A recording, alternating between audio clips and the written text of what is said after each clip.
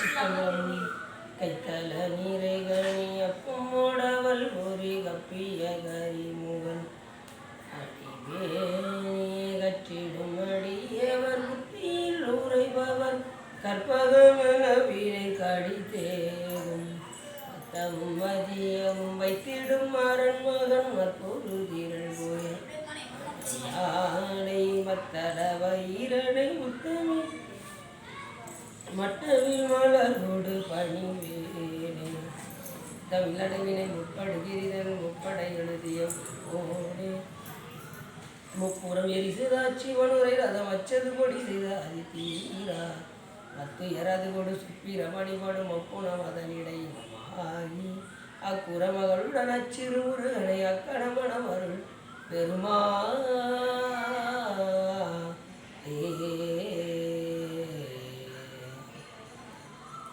எந்தாயும் எனக்கருள் தந்தையும் சிந்தாகுலமானவை ஈத்தனையாள் கந்தா கதிவேலவனே உமையாள் மைந்தா குமரா மறைநாயகனே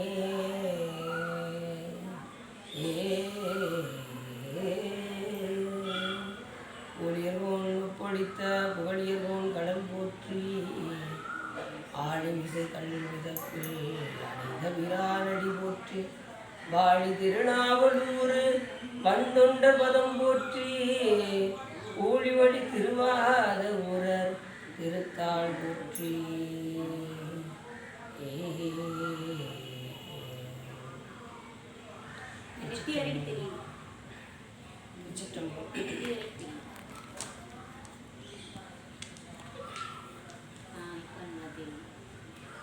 எல்லாம் வல்ல சிவகாமி அம்பாள் உடனே ஸ்ரீ வல்லல் வைத்தியநாத சுவாமியுடைய பெரும் கருணையினாலே நாம் தொடர்ந்து கந்தபுராணத்தில் இன்று வீரபாகு நீட்சி படலம் பற்றி சிந்திப்பதற்கு திருவர்களும் குருவர்களும் அடியார்களும் கூட்டியுள்ளது. போதகுரு சூதமணி புகன்ற காந்த புகழ் கடலில் படிந்ததென்கள் உள்ளதான மேதகுவன் புனரருந்தி வையம் உய்ய வெய்யதியர் பிறவி என்னும் வெம்மை தீர தாதவில் பூம்பொழில் காஞ்சி குவட்டில் ஏறி சலதி அமுதினை நிகர் சென்றவிழதான காதல் வலை பொழிந்த அருட்கொண்டலான கச்சியப்பணியின் பாதம் வச்சு வச்சுட்டோம். எப்போதுமே ஒரு முருகப்பெருமானுடைய ஒரு தளத்தை சிதைத்து விட்டு தான் கிராமத்துக்கு சொல்லும். அதன் அடிப்படையில் இலங்கையில் ஒரு மிக முக்கியமான தலமாக விளங்கக்கூடிய மாவிட்டபுரம் கந்தசாமி திருக்கோயில் யாழ்ப்பாணத்துக்கு வடக்கு பகுதியில் அமைந்துள்ளது. இந்த திருக்கோயிலானது பார்த்தீங்கன்னா ரொம்ப பழமையான ஒரு திருக்கோயில். இந்த திருக்கோயிலுடைய சிறப்பு என்னவென்று சொன்னால், விக்கிரம சோழ அரசன் அவனுடைய மகளாக விளங்கக்கூடிய இளவரசி மாருத பிரவீகவள்ளி என்கின்ற ஒரு இளவரசி உடல் சிதைவின் காரணமாக, நம்ம இப்போ சொல்லணும்னா ஆக்சிடென்ட்டுன்னு வச்சுக்கோங்களேன். ஆக்சிடென்ட் காரணமாக எப்படி சில பேருக்கு எத்தனையோ பேர் பார்த்திங்கன்னா முகம்லாம் மாறி வேறு முகம்லாம் பொறுத்துவாங்க. ஆமாம் சார், அதெல்லாம் அப்படி உடல் சிதைவின் காரணமாக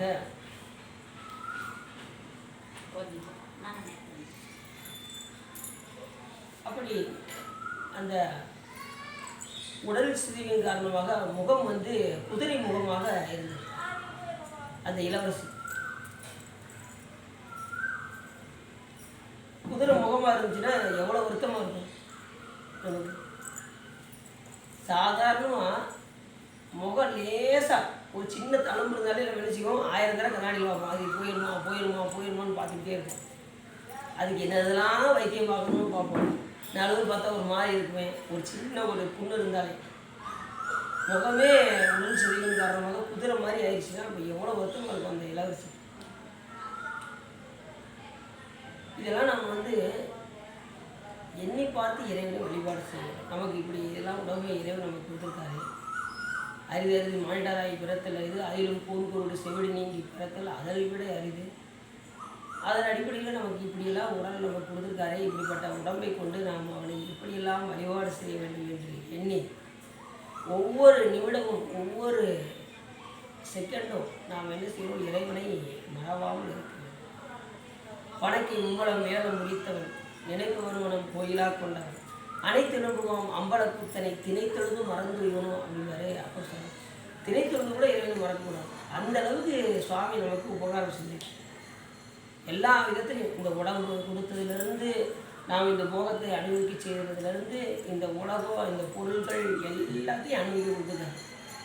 இது நாமளாக கொண்டு வந்தோம், இந்த உலகத்தை நாம் கொண்டு வந்தோமா, இல்லை அதில் பொருட்கள் நம்ம கொண்டு வந்தோமா, எதையுமே நம்ம கொண்டு வரோம். ஆனால் அத்தனையும் அனுபவிப்பதற்கு சாமி என்ன செஞ்சுருக்காரு, இந்த உடம்பை நம்ம கைலாயத்தில் சாமி அப்படியே வீட்டிருந்தார். சுவாமி அம்பாள் அப்படி வீட்டில் இருக்கும்போது அந்த நேரத்தில் ஒரு குரங்கு மேலே இருந்து அப்படியே இலையை பறிச்சு போச்சு. உடனே அந்த நேரத்தில் சிவராத்திரி காணும். உடனே அந்த குரங்கு விழுந்தாரு சாமி. சாமி தெரியாமல் பண்ணிட்டேன் அப்படின்னு சொல்லி மன்னிப்பு கேட்டது அந்த குரங்கு. உடனே இல்லைப்பா, நீ நமக்கு நல்லதாக செய்திருக்கின்றாய், இந்த சிவராத்திரி காலம் நீ வில்வத்தை தான் பறித்து போட்டிருக்கின்றாய், ஆகையினாலே உனக்கு நல்ல பிறப்பை தருகின்றோம் அப்படின்னு. சாமி என்ன சாமி இப்படி சொல்லிட்டீங்க, எனக்கு போய் பிறப்பு தரப்படுறீங்க அப்படின்னு சொல்லி அது ரொம்ப அழகுச்சு. இல்லைப்பா, நீ போய் ஒரு முசுகுந்த சக்கரவர்த்தியாக நீ பிறக்க கடவாய் அப்படின்னு சிவபெருமான் சொன்னார். அந்த குழந்தை அப்படி யோசிச்சு பார்த்தது. சாமி, நான் பிறக்க போகிறது உறுதியாகி போச்சு. ஆனால் நாங்கள் போய் பிறக்கும்போது எனக்கு இதே முகத்தோடு எனக்கு என்ன செஞ்சுருங்க, எனக்கு பிறப்பு கொடுத்தது இப்படி குரங்கு முகமாகவே எனக்கு கொடுத்தாதான் நான் இதுக்கு முன்னாடி என்ன பிறவியில் இருந்தேங்கிறது எனக்கு ஞாபகத்துக்கு அப்படின்னு சொல்லி சுவாமிகிட்ட கேட்டது. அதுபடியே குரங்கு முகமாக பிறந்து முசுகுந்த சக்கரவர்த்தியாக பிறந்து கடைசி முருகப்பெருமானுடைய கல்யாணத்தில் அவர் வருவார். தெய்வான கல்யாணத்தில் முசுகுந்த சக்கரவர்த்தி தான் ஒரு சீஃப் கெஸ்ட்டு. அந்தளவுக்கு ஒரு சிறப்பான ஒரு சக்கரவர்த்தியாக. இப்படி அவர் தான் சப்த கலங்களை உருவாக்கியது அவர் தான். அந்த இந்திரன்கிட்ட போய் இந்திரனுக்கு பதிலாக போரில் வென்று அவனுக்கு வெற்றி வாகை சூடிட்டு அவர் வச்சிருக்கக்கூடிய தியாகராஜர் எப்பவுமே பூஜை பண்ணிக்கிட்டு இருப்பார் இந்திரன். அப்போ முசுகுந்த சக்கரவர்த்தி வெற்றிக்கு எது வேணாலும் கழுத்தாரே அப்படின்னாரு பாருங்க. அங்கே தான் பிரச்சனையே. என்னால் இருக்கிறத கொடுக்கேன்னு சொல்லிட்டா பிரச்சனை இல்லை, நான் எது கேட்டாலும் கொடுக்கேன் அப்படின்னா அப்போ கொடுத்து ஆகணும். அப்போ நீ பூஜை பண்ணக்கூடிய தியாகராஜர்கள் கொடுக்குறேன்னு சொல்லி முசுகுந்த சக்கரவர்த்தி கேட்க அவர் என்ன செஞ்சார், அப்படி யோசிச்சார். நீங்கள் போயிட்டு நாளைக்கு வாங்க அப்படின்றதும் உடனே அதே மாதிரி ஒரு 6 எக்ஸ்ட்ரா செஞ்சு வச்சார். ஒரிஜினல் மாதிரியே 6 டூப்ளிகேட் செஞ்சு வச்சார். உடனே சிவபெருமான் என்ன பண்ணார், அவர் கனவுல போய் சொல்லி நான் வண்டு வடிவமாக ஒரிஜினலில் போய் நான் உட்காந்துக்கிறேன். சிவபெருமான் சொல்கிறார், வண்டு வடிவமாக போய் ஒரிஜினல் உட்காந்து நீ அதை தூக்கிக்கும் அப்படின்னு சொல்லி முசுகுந்த சக்கரவர்த்திக்கு சொல்ல உடனே மறுநாள் வந்தார். இந்திரன் பார்த்தாரு, நீ எது வேணாலும் எடுத்துக்கோங்க சக்கரவர்த்தி அப்படின்னாரு. அவர் கரெக்டாக பார்த்து வண்டு போய் அந்த இதில் உட்காந்தது. அப்படி ஒரிஜினல் தூக்கிட்டார். ஆகா, ஒரிஜினலே தூக்கிட்டாரு, அப்போ ஆளை நீயே வச்சுக்கோ அப்படின்னு சொல்லி இந்திரன் கொடுத்துட்டார். டேரக்டாக முசுகுந்த சக்கரவர்த்தி அதை கொண்டு 7 இடத்துல நிறுவினார். திருவாவூரை அதில் ஒரிஜினல் எங்கன்னா திருவாரூரில் இருக்கிறது தான் ஒரிஜினல். மற்றதெல்லாம் சப்த விடத்தலங்கள் 7 வகையான தியாகராஜர் ஒவ்வொரு இடத்துலையும் இருப்பார். நாகை காரணம் இப்படி சில இடங்கள்லாம் அந்த தலத்தில் 7 தலங்கள். அந்த 7 தலங்களும் போய் பார்க்கக்கூடிய வாய்ப்பு ஒரே பேர் தான். அது 7 இடத்துலையும் தியாகராஜர் தான் பேர். தியாகராஜர் சுவாமி பேர். அது உற்சவராக இருப்பார், மூலவராக இருப்பார். உற்சவர் இங்கே தான் மூலவராக இருப்பார். எங்கள் தியாகராஜர் நம்ம திருமணேஸ்வரருக்கு பக்கத்தில் தியாகராஜர் ஒரு கருவறையில் இருப்பார். ஒரிஜினல் இல்லாமல் அதனால் இங்கே இருப்பார். மற்றவங்களும் உற்சவர், இது மூலவர். அதனால் அந்த திருவாரூருக்கு பெரிய சிறப்பு. அதுலேயும் அந்த தேரோட்டம்னா ரொம்ப ரொம்ப சிறப்பு. இங்கே ஆண்டாள் தேரோட்டம் இங்கே கொண்டாடப்பட்டது. ஆனால் அங்கே தேரோட்டம் அப்படின்னாலே ஆடி தேரோட்டம். ஆடி மாதம் தான் அங்கே சித்திரை திருவிழா, இங்கே ஆடி. அப்படி ஒரு சிறப்பான ஒரு தலமாக விளங்கியது அவர்களுடைய இதனால். அதனால் இந்த குதிரை முகம் கொண்ட இந்த மாருத வீகவள்ளி என்கின்ற இந்த இளவரசிக்கு முகம் குதிரை மாதிரி இருக்கவும் ரொம்ப வருத்தமாயிடுச்சு. உடனே இலங்கையில் உள்ள இந்த மாவிட்டபுரம் என்கின்ற கந்தசாமி திருக்கோயிலுக்கு போய் அவர் வழிபாடு செய்தார். அவருடைய வழிபாடு செஞ்சதும் அந்த குதிரை முகமானது மாறிடுச்சு. அப்போ எவ்வளோ சந்தோஷமாக இருக்கும். அப்போ எப்படியாவது இந்த திருக்கோயிலை எடுத்து கட்ட வேண்டும் என்று சொல்லி இங்கே மதுரைக்கு இங்கே உள்ள பொருட்களை எல்லாம் எடுத்து இலங்கைக்கு கொண்டு போய் அந்த திருக்கோயிலை கட்டினாங்களாம் இளவரசி. அப்படிப்பட்ட ஒரு சிறப்பான திருக்கோயில் அந்த மாவிட்டபுரம் கந்தசாமி திருக்கோயில். அப்படின்னு ஏற்கனவே சொல்லதான் இளைஞர் முக்காவாசி கந்தசாமி திருக்கோயிலாக தான் இருக்குது. நம்ம இங்கே வந்து சுப்பிரமணிய சாமி கோயிலாக தான் இருக்குது. அப்படி இந்த திருக்கோயிலானது குதிரை முகம் மாறியது அப்படின்னா அப்போ எந்த அளவுக்கு அவர்கள் தவம் செய்திருந்தால் அந்த முகம் மாறும், இறைவன் மேல் எவ்வளவு பற்று கொண்டிருந்தால் அந்த முகம் மாறும் அப்படின்னு நம்ம யோசிக்கணும். அப்போ எந்த அளவுக்கு நம்ம மனம் ஒன்றி இறைவனை வழிபாடு செய்கின்றோமோ நாம் நினைத்த காரியம் நமக்கு நடக்கும். நம்ம எந்த அளவுக்கு மனம் ஒன்றலையோ நமக்கு நினைத்த காரியம் நடக்க வாய்ப்பில்லை. நீங்கள் எந்த அளவுக்கு ஒன்றை மனம் ஒன்றை நம்மளோட குடும்பத்தில் உள்ளவங்க நம்மளுக்கு ஏற்பட்ட பிரச்சனைகள் எல்லாமே வருவதும் தெரியாது, போகிறதும் தெரியாது. வந்தவங்க நம்ம பிரச்சனைன்னு வர்றவங்க கூட தானாக வெளியே போயிடுவாங்க. அந்தளவுக்கு இறைவன் மேல் நீங்கள் ஒன்றணும்.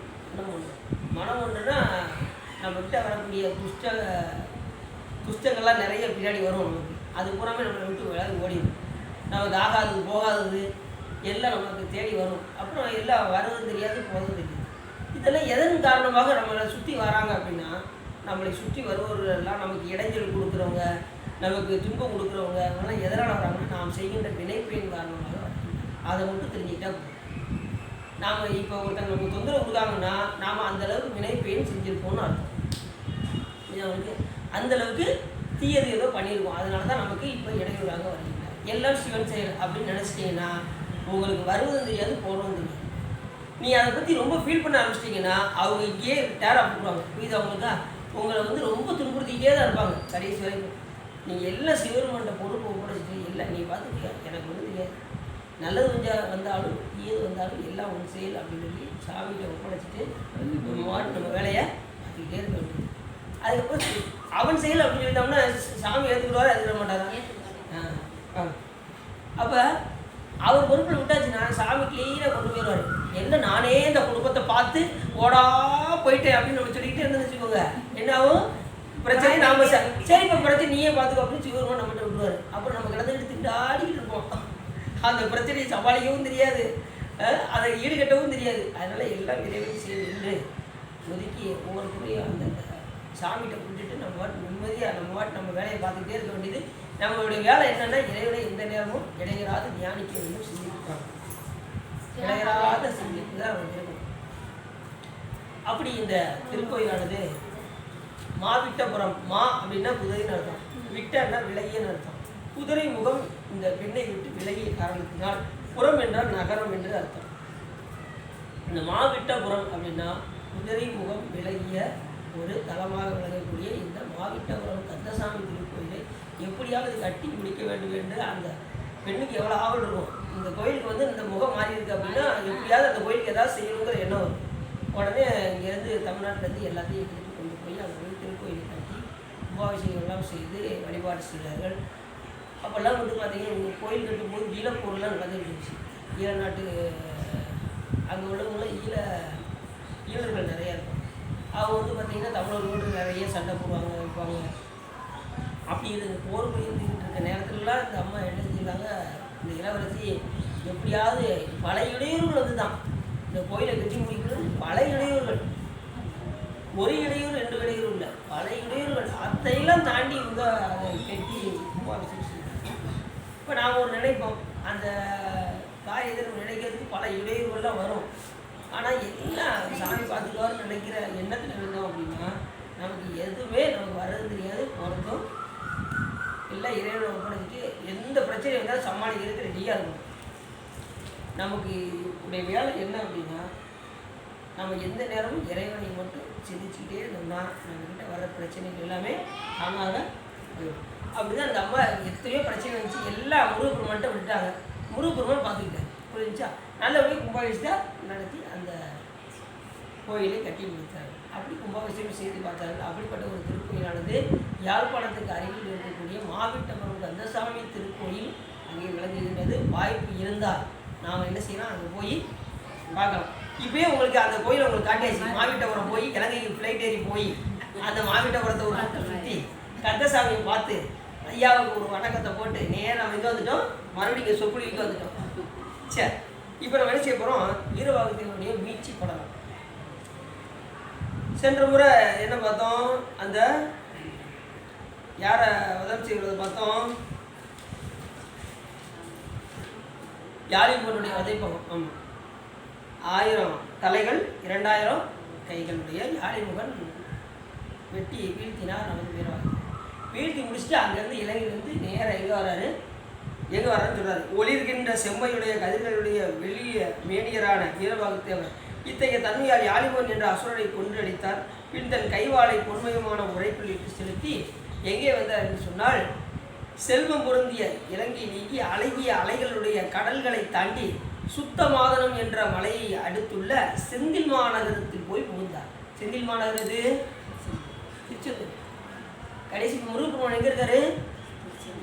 திருச்செந்தூர்லேருந்து தான் அனுப்புகிறார். யாரா? வீரபாகுத்தேவரை திருச்செந்தூர்லேருந்து தான் அனுப்பி நீ போய் நமது சூரபத்மனிடம் போய் சென்று, அதாவது சமாதானம் பேச அனுப்புனாரு. ஆனால் அவன் வந்து கேட்குறதா இல்லை. உடனே என்ன செஞ்சார்?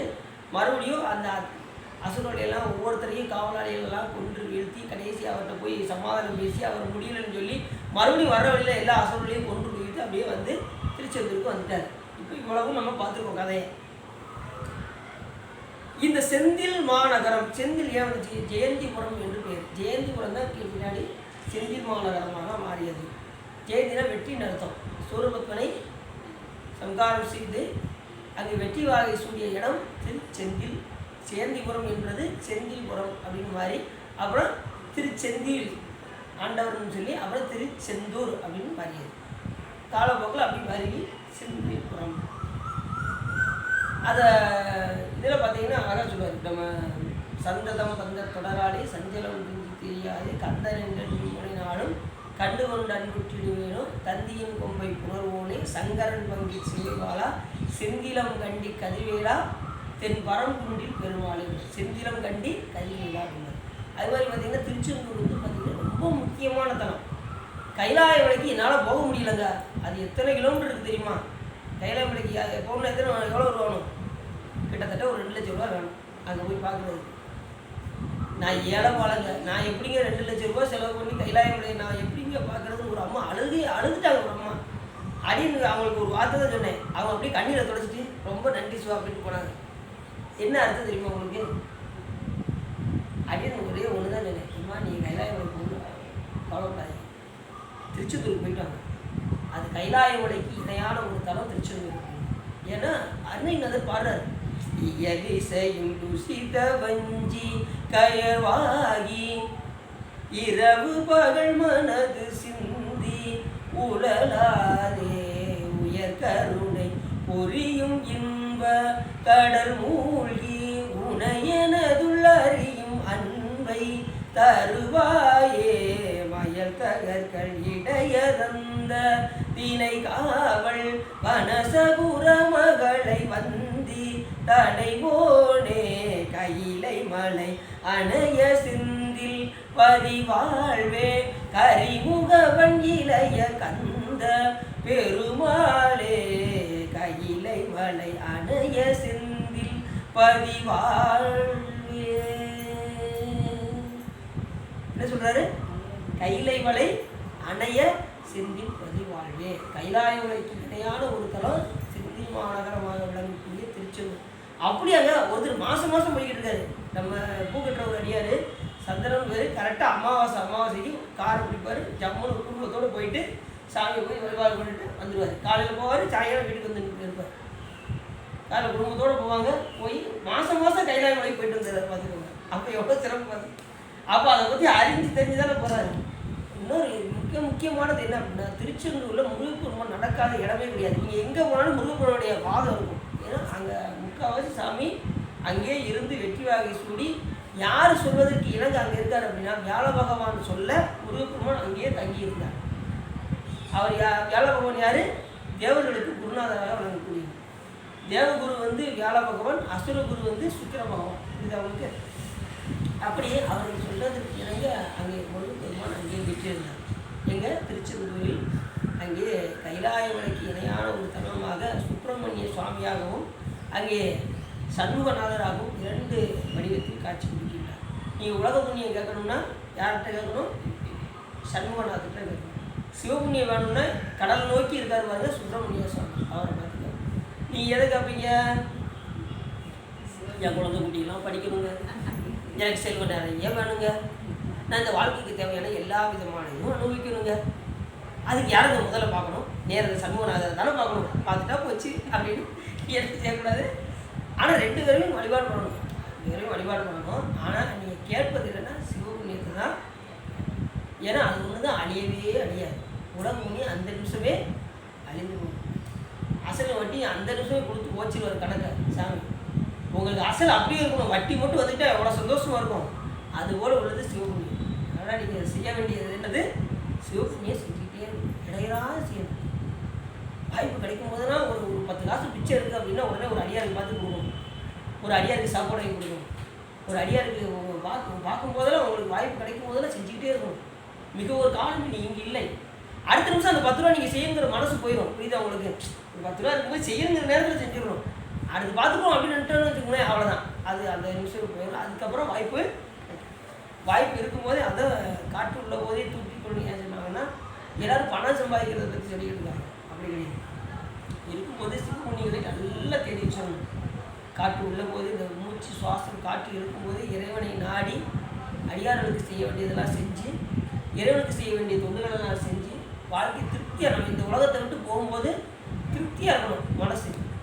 பாட இந்த பிறவியை நல்லபடியாக பயன்படுத்திட்டோம் ஒரு உணர்வோடு நாம் என்ன செய்யணும் இங்கிருந்து. சரி, அப்படி இந்த திருச்செந்தூரானது ரொம்ப முக்கியமான ஒரு குணம். அப்போ நீங்கள் கேட்க வேண்டியது என்ன கேட்கணும் சுவாமிகிட்ட? அப்படி இந்த சிந்திமா நகரத்தில் முருகப்பெருமான் அங்கே போய் புகுந்தார். யார்? வீரவாகுத்தேவர் நேரம் திருச்செந்தூர் போயிட்டார். அவ்வாறு அவர் புகுந்த போது ஒப்பில்லாத ஆற்றல் மிக்க வீரவாகுத்தேவர் வருவதைக் கண்டு அங்கு கூடியிருக்கும் பூதகண படையினர் முழுவதியை கண்டார். மைப்போல் கரிய கடல் பொங்குவது போல் ஆரவாரம் செய்தது. உடனே பார்த்ததும் பூதகணங்கள்லாம் வீரவாகுத்தேவரை கட்டி அணைச்சாங்களாம். எல்லாரும் தழுவி ஆரவாரம் செய்தார்கள். அந்த பூதகணத்தின் தலைவர்கள் ஒருமிக்க வந்து தம் சிவந்த கைகளை கூப்பி வணங்கி வீரவாகுத்தேவரை உடல் பொருள் தழுவி மகிழ்வு எழுதினர். 2 அப்படி கட்டி தழுவி எழுதினார்கள். இது எது போல் அப்படின்னா, ஞானசம்பந்த பெருமான இதில் இருக்கார், எங்கள் நம்ம சீர்காழியில் இருக்கார். இவர் நம்ம அப்பர் சுவாமிகள் சிதம்பரத்தில் வழிபாடு பண்ணிட்டு இருக்கார். இந்த மாதிரி ஞானசம்பந்த பெருமான் இருக்கார் அப்படின்றதும் ஞானப்பால் அருந்தி இருக்கார். அப்படிப்பட்ட பிள்ளைய சாமி ஆட்கொண்டிருக்கார் அப்படின்னு அந்த செய்தியை கேட்டதுமே உடனே உத்தரவு வாங்குறார். சிதம்பரம் சுவாமிகிட்ட நடராஜ பெருமான்கிட்ட உத்தரவு வாங்கிட்டு வேகமாக ஓடி வர்றார். ஓடி வந்து ஞானசம்பந்த பெருமான் இப்படி நிற்கிறாரு, திரு நாவுக்கரசு பெருமான் இப்படி. அவங்க 2 பேரும் எப்படி சந்திச்சாங்கன்னா, அந்த நேரத்தில் அந்த திரு நாவுக்கரசு பெருமான்கிட்ட அந்த உடல் எப்படி இருந்துச்சான்? சிந்தை இடையரா அன்பும். அப்பர் சுவாமிகிட்ட சிந்தை இடையராத அன்புங்க சிவபெருமான் மேலே. எந்த நேரம் சிவத்தை பற்றியே சிந்திக்கக்கூடிய எண்ணம், சிந்தை இடையரா அன்பும். ஒரு நூலளவு கூட இறைவனுடைய தியானத்திலிருந்து பிரியாத நிலையாக எதை கண்டாலும், ஞானிகள்லாம் எப்படி இருப்பாங்கன்னா, எதை பார்த்தாலும் சிவமாக பார்ப்பாங்க. நமக்கு எதை பார்த்தா இது செவராகவே நமக்கு தெரியுது, மரமாகவே தெரியுது. ஆனால் ஞானிகளுக்கு எல்லாமே சிவமாக. அதை சிந்தை இடையரா அன்பும், சிந்தை இடையராத அன்பும். திருமேனி தன்னில் அசைவும். சதை ஆடுதான் அப்பர் சாமிகளுக்கு, சதை ஆடுதான். அவ்வளோ வயசாயிடுச்சு, கிட்டத்தட்ட ஒரு 80 வயசு ஆயிடுச்சு. சிந்தை இடையரா அன்பும் திருமேனி தன்னில் அசைவும் கந்தை மிகையாம் கருத்தும். கருத்து எல்லாமே சிவபெருமான்களே இருக்குது, வேறு எந்த இதுலேயும் நாட்டம் கிடையாது. நமக்கு கருத்து என்ன இருக்கும்? இன்றைக்கி எவ்வளோ பணம் சம்பாதிக்கலாம், இன்றைக்கி எவ்வளோ வேலை அடித்து சம்பாதிக்கலாம் அப்படிங்கிற எண்ணம் நம்மக்கிட்ட இருக்கும். அதை வச்சு என்ன பண்ணலாம்? 2 லட்சத்தை எப்படி 4 லட்சமாக மாற்றலாம், 4 லட்சத்தை எப்படி 8 லட்சமாக மாற்றலாம், அதுலேருந்து 10 பைசா கூட குறையாமல் இருக்கணும் அப்படின்னு நாம் நினைப்போம். ஆனால் ஞானிகள் எப்படி இருந்தாங்கன்னா, கருத்து எல்லாமே சிவபெருமான் மேல் மட்டுமே இருந்து. சிந்தை இடையரா அன்பும் திருமேனி தன்னில் அசைவும் கந்தை மிகையாம் கருத்தும். கந்த துணி தான் அப்படி இருந்தாராம், வேறு எதுவுமே கிடையாது. கந்தை மிகையாம் கருத்தும், அதுக்கு மேலே எதுவுமே இல்லை. மிகினா அதுக்கு மேல் ஒரு எதுவுமே இல்லை, ஒரு துண்டு தான் இடுப்பில் ஊற்றிருந்தார், வேறு எதுவுமே கிடையாது. கந்தை மிகையாம் கருத்தும் கையில் உளவாரப்படையும். கையில் வந்து என்ன வச்சுருந்தாரா, எங்கே வசதி கோயிலுக்கு போய்ட்டுன்னு உடனே செதுக்க ஆரம்பிச்சுடுவார். டக்கு டக்கு டக்குன்னு வேலை பார்க்க ஆரம்பிச்சுடுவார். நம்ம போனோம்னா என்ன செய்வோம் தெரியுமா? உழவாரப்படின்னு போவோம். முதல்ல டீ காஃபி ரெடி ஆயிடுச்சாங்க. முதல்ல டீ காஃபி போனோம், வேலையை செய்ய ஆரம்பிக்க மாட்டோம். அதுக்கப்புறம் டக்குனு காலையில் டிஃபன் ரெடி பண்ண வச்சுருங்க, ஒரு 8 மணிக்கெல்லாம் கொஞ்சம் ரெடி பண்ண வச்சுருங்க, நாங்கள் ரொம்ப டயர்டாகி வெளியே வந்துடுவோம் அப்படின்ட்டு ஒரு கொஞ்ச நேரம் வேலை வந்துட்டு அதுக்கப்புறம் சாப்பிட நம்ம என்ன முறை இப்படி தான் இருக்கும். ஆனால் ஞானிகளுக்கு வந்து அப்படி எந்த நேரமும் சில சிந்தனை. இன்னைக்கு 12 மணிக்கு சாப்பிட்டாங்கன்னா மறுநாள் 12 மணிக்கு தான் சாப்பாடை பற்றி யோசிப்பாங்க. ஒரு தடவை சாப்பிட்டா யோகி, நல்லா தெரிஞ்சுக்கோங்க. ஒரு முறை சாப்பிட்டா யோகி, 2 முறை சாப்பிட்டா போகி, 3 முறை சாப்பிட்டா ரோகி. இப்போ நாமளும் எந்த இதில் இருக்கோம்? 3 வேளை சாப்பிட்றோமா, நம்மளாம் ரோகி. 2 வேளை சாப்பிட்டா அவங்களுக்கு போகி, 1 வேளை சாப்பிட்றவங்களுக்கு தான் யோகி. இன்றைக்கி 12 மணிக்கு உச்சி காலத்தில் சாப்பிட்டாங்கன்னா மறுநாள் 12 மணிக்கு தான் சாப்பாடை பற்றியே சிந்திப்பாங்க. அது கூட சிந்திக்க மாட்டாங்க. அந்த நேரத்தில் அதாவது உயிர் போகிற நிலை தரக்கூடாது. அதனால் இறைவனை சிந்திக்கிறதுக்கு இந்த உடம்பு வேணும். அந்த நேரம் கொஞ்சம் லைட்டாக சாப்பிடுவாங்க, அவ்வளோதான். ஏன்னா இந்த உடம்பை கொண்டு தான் நம்ம இறைவனை சோறுங்கிறதால சித்திரம் வரைய முடியும். அதனால் சாப்பிடலாம். இல்லைன்னா அவங்களுக்கு அந்த சாப்பிட்றதுங்கிற எண்ணம்லாம் அவங்களுக்கு இருக்காது. இறைவனை நினைச்சாலே சாமி அமுதமாக இங்கே ஊழ ஆரம்பிச்சிடும். நீங்கள் ரொம்ப வயிறு பசிக்குன்னு வச்சுக்கோங்க, நீங்கள் நல்ல மனம் ஒன்றி சிவருமான தியானிங்க, உங்களுக்கு வயிறு பசிக்கே இருக்கு. சட்டோ நினைக்க மனத்து அமுதாம் சங்கரனை, அப்படியே மனசு நினைச்சோம்னாலே அமுத மாதிரி உருவாரான். சட்டோ நினைக்க அப்படி நினைக்கிறதுக்குள்ள சாமி அமுதமாக உருவான். சட்டோ நினைக்க மனத்தமுதாம் சங்கரனை கெட்டேன் மறப்பேனோ கேடுபடா திருவடியை ஒட்டாத பாவி தொழும்பறை நாம் முருகரியும் சிட்டாய சிட்டர்க்கே சென்றுதாய் கொத்தும்பி என்பாரு மாணிக்காசன். அப்படி நம்ம மனதெல்லாம் நிறைந்து அமுது ஊறி தெளிப்பார். பசி இருக்கேன்னு கவலைப்படாதீங்க, எது வந்தாலும் கவலைப்படாதீங்க. இறைவனை நினைக்க கண்டிப்பாக உங்களுக்கு எல்லா விதமான இதுலேயும் சாமி உங்களை கரையை தரும். எவ்வளோ பெரிய கஷ்டம் வந்தாலும் சரி, நீங்கள் என்ன செய்யணும்? மனதை ஒன்றி இறைவனை வழிபாடு செய்யணும். அப்படி கந்தை மிகையாம் கருத்தும் கையில் உளவாரப்படையும் பந்திலி கண்ணீர் மழையும். எந்திரையும் சுவாமியை சிந்திச்சு சிந்திச்சு கண்ணீர் பெருக்கெடுத்து ஓடுமா அப்படின்னு சொல்லி பந்திலி கண்ணீர் மழையும். அந்த கண்ணீரில் நனைஞ்சு அவர் பூசி இருக்கக்கூடிய திருநீர் திட்டா தெரியுமா? திருநீர் 16 இடத்துல அந்த இது கூட கண்ணீர் எந்த நேரம் சாமியை நினச்சி கண்ணீர் அவர் செய்கின்ற உபகாரங்களை நினச்சி கண்ணீர் வந்து அது திருமணியில் பட்டு அது திருநீர் திட்டா தெரியுமா? அப்படி இருப்பானா அப்போ சாமி. திருமேனி தண்ணியில் அசைவும் கந்தை விகாரம் கருத்தும் கையில் உளவார படையும் பந்திரி கண்ணீர் மழையும் வடிவில் பொழி திருநீரும். அவர் வடிவில் எப்படி இருப்பான்? புளிவு திருநீர் தான் எந்த நிலையிலும் பூசியிருப்பானா. அப்படிப்பட்ட சாமிகள் யாரை வந்து பார்க்குறாரு? ஞானசம்பந்தர். அவர் பார்க்கும்போது எப்படி பார்த்தாரா? 2 பேரும் அப்படி பார்த்ததும் யார் முதல்ல கீழே வந்துருப்பாங்க சொல்லுங்க பார்ப்போம். ஞானசம்பந்த பெருமானுக்கு வயசு அந்த நேரத்தில் 9 வயசு. சரி, அப்போ தான் 3 வயசு. ஞானப்பால் அறிஞ்சது போது 3 வயசு, இவருக்கு 80 வயசு. அப்போ எப்படி இருக்குன்னு பார்த்துக்கோங்க. 2 பேரும் யார் முதல்ல காலில் வந்துருப்பா சொல்லுங்க பார்ப்போம். 3 வயசு ஆளு விடுவாங்களா, பெரிய ஆளு விடுவாங்களா? பெரிய ஆளு விடுவாரு, ஏன்னா அவர் ஞானப்பாலே குடிச்சவர்ல, அதனால. ஆனால் உண்மையிலே விழுந்தது அப்பா சாமி தான் வந்தார். ஏன்னா அவர் அவ்வளவு பணிவு. ஞானசம்பந்த பெருமான் பார்த்தவே என் திருவடியில் விழுந்தாரு.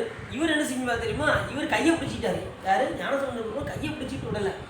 ஏன் சொல்லுங்க பார்ப்போம். அவர் உழவாரப்பணி செய்ய அந்த கையை வந்து திருவடியாக நினச்சி அப்போ எப்படி செஞ்சாருன்னா, அந்தமில்லா திரு வேடத்து அரசும் வந்து எதிரடையாம். 2 பேரும் வந்து எதிரடைஞ்சு சந்திச்சு கட்டி தழுவினார்கள். அந்தமில்லா வேடத்து அரசு யாரு? திருநாவுக்கரசு பெருமான் வந்து எதிர் வந்து அடைய 2 பேரும் வந்து அப்படி அணைந்து சேர்ந்தாருன்னா ரொம்ப கண்ணீர் அடிச்சிட்டீங்க ஒருத்தருக்கும். அப்படி ஞானிகள்லாம் இருந்திருக்காங்க. அப்போ நம்மளாம் எந்த நிலையில் இருக்கணும் நம்ம யோசிச்சு பார்க்கணும். அவங்களாம் எப்படி சாமியோட அனுபவிச்சு எந்த நிலையிலும் அவர்கள் செய்கின்ற உபகாரங்கள் நினைச்சு கண்ணீர் வடிக்கிறார்களோ, அதுபோல் நாமும் இறைவன் செய்கின்ற அந்த உபகாரங்களை எண்ணி கண்ணீர் உபகாரத்தை நினைக்கணும். இறைவன் செய்கின்ற உபகாரத்தை நம்ம நினைக்காததுனால தான் நம்ம கண்ணில் இருந்து கண்ணீர் வரணும்.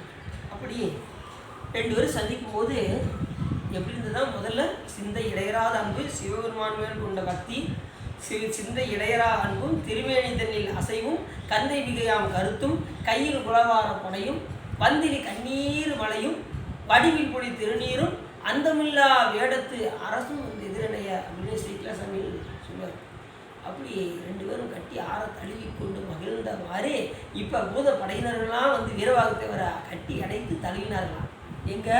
திருச்செந்தூர் வச்சு. இப்போ அதுக்காக நான் உங்களுக்கு உதாரணம் அங்கே சொல்ல வேண்டியிருக்கு. சரிதானே? சரி. அப்படி தம்மை தழுவிக்கொள்பவரை வீரவாகுத்தேவர் தாமும் தழுவிக்கொண்டு இழிவான அசுரர்களின் ஊருக்கு சென்றதால் உண்டான பாவம் உங்களை கண்டால் நீங்கிடுச்சு அப்படின்னா, அசுரர்களை கண்ட பாவம் உங்களை பார்த்ததும் எனக்கு அது நீங்கிருச்சு. அந்த அசுரர்களை பார்த்தாலே பாவம். ஏன்னா சாமியை நினைக்காதவர்களை அம்மனான் அஞ்சுமாறே அப்படிம்பாரு மாணிக்கா சொல்லுவாங்க. சிவபெருமானை யார் சிந்திக்காமல் இருக்காங்களோ அவங்கள கண்டாலே பாவமா, அவங்க பார்த்தாலே பாவமா. அசுரர்கள் அவங்க நினைப்பு இல்லை, அதனால வாங்க நினைப்பு இல்லாதனால அவங்கள பார்த்தாலே அந்த பாவம்னா உங்களை பார்த்தது எனக்கு நீங்கிருச்சு அப்படிங்கிறது அந்த பூதப்படையினரெல்லாம் பார்த்து சொன்னாங்க. பேரன்புடன் உபச்சார வார்த்தைகளை சொன்னார். விலகிய முடியாமல் வலிமையுடைய வீரவாகுத்தேவரை 1,08,000 பேர்களும் கண்டு அவருடைய மலர் போன்ற அடிகளை வணங்கி கைதொழுந்தனர். அப்போது துன்பம் நீங்கும்படி வீரவாகுத்தேவரும் அவர்கள் அனைவரையும் தழுவி கொண்டார். எல்லாரும் மாறி மாறி தழுவி கொண்டார். அளவில்லாத பூத கண தலைவரும் தம்முடையவரான தம்பியரும் சூழ்ந்து வர குற்றமற்றவராய் வீட்டிருக்கின்ற முருகப்பெருமானின் கோயிலை அடைந்தார். இப்போ எங்கே வராரு? திருச்செந்தூர் நகரத்துக்குள்ளே கொண்டுட்டாரு. உள்ளே வரவுமே அதில் எல்லாரும் என்ன பண்ணிட்டாங்க? சூழ்ந்து அவரை பூதப்படையினெல்லாம் சேர்ந்து கட்டி தழுவினார்கள். இப்போ தான் எங்கே வர போகிறாரு? உள்ள கோயிலுக்குள்ளே வர போகிறாரு. முருகப்பெருமானை நிமிடம் பார்க்க போகிறாரு. நம்ம ஏதாவது கோயிலுக்கு போனோம்னா முதல்ல என்ன செய்யணும்? இப்போ சிதம்பரம் போகிறோம், இல்லை நம்ம கோயிலுக்கு அவுட்டில் இருக்கும். அவுட்டில் இருக்கும்போதே அந்த கோயில் பேர் போட்டிருக்கும் போது இறங்கி விழுந்து வணங்கணும். இப்போ திருச்செந்தூர் போட்டிருக்குன்னா உடனே அந்த போர்டு கிட்ட நம்ம என்ன செய்யணும்? கீழே இறங்கி அந்த போர்டு கிட்ட வணங்கணும். நம்ம இந்த தளத்துக்கு போகிறோம் அப்படின்னு சொல்லி கீழே இறங்கி விழுந்து வணங்கணும். அப்படி கட்டி தழுவி வணங்கி விடும். இப்போ தில்லைன்னு போட்டுன்னு வச்சுக்கோங்க. சிதம்பரம் செல்லும் இன்னும் 1 கிலோமீட்டர் தான் இருக்குது. ஊர் எல்லையை வந்து அடைச்சிட்டீங்க தில்லை அப்படின்னு சொல்லி போட்டுருந்துச்சுன்னா உடனே இறங்கி விழுந்து சைக்கிள் அப்படி தான் செஞ்சு வணங்கிட்டு தான் உள்ளே போனாராம் சிதம்பரத்துக்கு. நாம அந்த போர்டு போட்டு தான் சரி அப்படியா அப்புறம் அப்படின்ட்டு என்ன செய்வோம்? நம்ம பாட்டு போய்கிட்டே இருப்போம். அப்போ அதை பற்றி சிந்திக்கவே மாட்டோம். அது பாட்டு எப்படி இருக்கு? இது என்னங்க? இது என்ன பெரிய விஷயம்? என்ன நீங்கள் ஒன்றும் விழுங்க, நான் விட மாட்டேன் அப்படிப்பாங்க சில பேர். நீங்கள் தாங்க அப்படி விழுந்துக்கிட்டு இருக்கீங்க, நாங்களும் அப்படி கிடையாது. நேராக தளத்துக்கே போயிடுவோம், நேராக சாமிக்கு முன்னாடி போய் தான் விழுந்து விடுவோம், மற்ற இடத்துல நாங்கள் விழுவ மாட்டோம் அப்படிப்பாங்க சில பேர். அந்த பெருமாள் திருவிழா வரப்போ பார்த்தீங்கன்னா சாமி அந்த காளிமங்கள்கிட்ட வரும். அந்த ஐயா அவங்கள்ட்ட சொல்லுவாங்க இங்கனே விழுந்துருவாங்க. அந்த இந்த இங்கனக்குள்ள புக்கில் அந்த சாமி சவுண்டு கேட்டு இங்கனே சாஸ்திரம் பார்த்தீங்களா? அப்போ எவ்வளோ பக்தி பாருங்க. அப்போ அந்த சவுண்டை கேட்டு வழிபாடு பண்ணுறாங்க. அந்த மாதிரி நாம் வந்து ஊருடைய எல்லையிலே நம்ம என்ன செய்வோம்? இறைவனை நாம் வழிபாடு செய்வோம். இப்போ வைத்தியநாத சாமி கோயில் ஊருக்கு அவுட்டர் எழுதி போட்டுருக்கு. வைத்தியநாத சாமி கோயில் அப்படின்னு சொல்லி அந்த இதில் எழுதி போட்டுருக்கோம். அந்த கோயிலுக்கு அங்கிட்டு எழுதி போட்டுருக்கோம். நீங்கள் அங்கனக்குள்ளே இறங்கி எது செய்யணும்? விழுந்து கும்பிடணும். பஸ்ஸில் போய்க்கிட்டு அந்த இடத்துல நினைக்கணும் சாமியை. வைத்தியநாத சாமி உள்ளே வந்துட்டோம் அப்படின்னு சொல்லி உடனே அந்த பெருமானை நாம் என்ன செய்யணும்? நினைத்து வழிபாடு செய்யணும். ஊருடைய எல்லையிலே வழிபாடு பண்ணணும். அதுதான் சிறப்பு. பாதலாம் உள்ளே போய் அப்பயும் கும்பிட மாட்டாங்க. கோயில் கோபுரம் தெரியும், அப்பயும் கும்பிட மாட்டாங்க. அப்புறம் பாதலாம் உள்ளே போய் அப்புறம் கொடிமரத்துக்கு விழுந்து கும்பிடணும், அப்பயும் விழுந்து கும்பிட மாட்டாங்க. அதையும் தாண்டி உள்ளே போயிடுவாங்க. போய் கடைசி சாமி கிட்ட போய் அப்பயும் கும்பிட மாட்டாங்க. 2 கை இப்படி தொங்கு போட்டு, நான் அடி நிறைய பேரை பார்த்துருக்கேன். அப்பயும் பாருங்க 2 கை தொங்கு போட்டு அப்படியே தான் இருப்பாங்க. கடைசி தீவிர காட்டி கொண்டு வருவாங்க பாருங்க. அப்போ தான் அப்படி கை மேலே போகும். அப்படி எடுத்துட்டு கொண்டு அப்படி கீழே மறுபடியும் இறக்கிடுவாங்க. அது வழிபாடா சொல்லுங்க. தூக்கி உள்ள கோயிலுக்குள்ளே போயிட்டு தூக்கி கை இறங்கவே இல்லை, போயிட்டு வெளியில் வர்ற வரைக்கும். அதுக்கப்புறம் நம்ம என்ன வேணாலும் அந்த கொடிமரத்தில் இருந்து கணக்கு கொடிமரத்துக்கு உள்ளே நுழைஞ்சாச்சுனாலே தூக்கி கை. சிலர் பார்த்தீங்கன்னா 4 பேர் அடிக்க போகிற மாதிரி போவாங்க உள்ள கோயிலுக்குள்ளே. யாரும் வந்து பார்ப்பட்டா அப்படிங்கிற மாதிரி போவாங்க. அப்படிலாம் போவாங்க. உள்ளே போயாச்சுன்னா பணிவு, நமக்கு பணிவு தான் ரொம்ப முக்கியம்.